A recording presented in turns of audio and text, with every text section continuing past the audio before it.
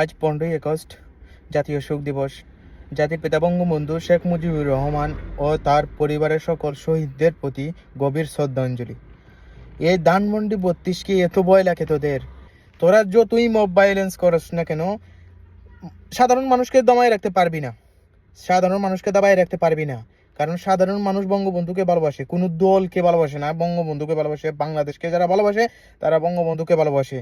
তোরা যে এই মব ভায়োলেন্স করতেছস, এই সিঙ্গারাওয়ালাকে পিটাইতেছস, রিক্সাওয়ালাকে পিটাইতেছস, এই যে আয়েশ নামে একটা ছেলে দেখতেছি, ও মানে একদম জঙ্গি হয়ে গেছে, এমন জঙ্গি হয়েছে ও বাংলাদেশের ভিতরে এখানে ফার্স্ট জঙ্গি হয়ে গেছে। তো তোদের কি বংশের প্রতি কোনো দয়া মায়া নাই? তোদের কি বংশ নিয়ে কোনো চিন্তাধারা নাই যে ভবিষ্যতে যদি তোরা পালিয়ে যাস, তোদের বংশ কি বাংলাদেশে থাকবে না? তোদের বংশের যে পূর্বপুরুষ মারা গিয়েছিল, ওদের হাড্ডি তুলে পর্যন্ত বিচার করাবে শুধু তোদের এই আচরণের কারণে। বুঝছস? তোদের এই আচরণের কারণে তোদের বংশের হাড্ডি তুলে বিচার করা হবে। আর এবং বঙ্গবন্ধুর যে খুনিগুলাকে বিচার করা হয়েছে, এরকম বিচার না করলেও পারতেন আপনারা।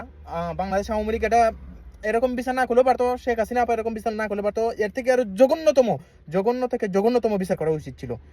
ভবিষ্যতে যদি কখনো আওয়ামী লীগ আসে ক্ষমতায়, আমার একটা অনুরোধ থাকবে আপনাদের কাছে, যারা বঙ্গবন্ধুর খুনি এবং যারা দেশদ্রোহী, তাদের হাড্ডি তুলে, কবরস্থান থেকে হাড্ডি তুলে যেন আবার বিচার করা হয় এবং তাদের বংশ সহ যেন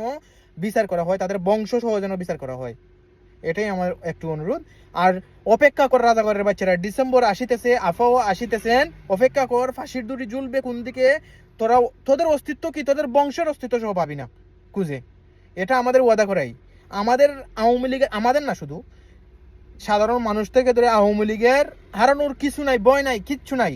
কারণ 75-এর 15ই আগস্ট ওরা বাংলাদেশকে হারাই ফেলছে। বাংলাদেশের যে রত্ন ছিল, বাংলাদেশের কারিগর, তাকে, যে বাংলাদেশের পিতা, তাকেই হারাই ফেলছে। তো আর আওয়ামী লীগের কি আছে হারানোর? আর সাধারণ মানুষের কি আছে হারানোর?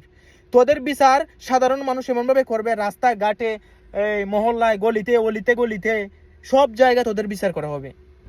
তোরা পালানোর জায়গা পাবি না। অপেক্ষা কর, তোদের বংশ সহ শেষ করার দিন আসতেছে। অপেক্ষা কর রাজাকারের বাচ্চারা।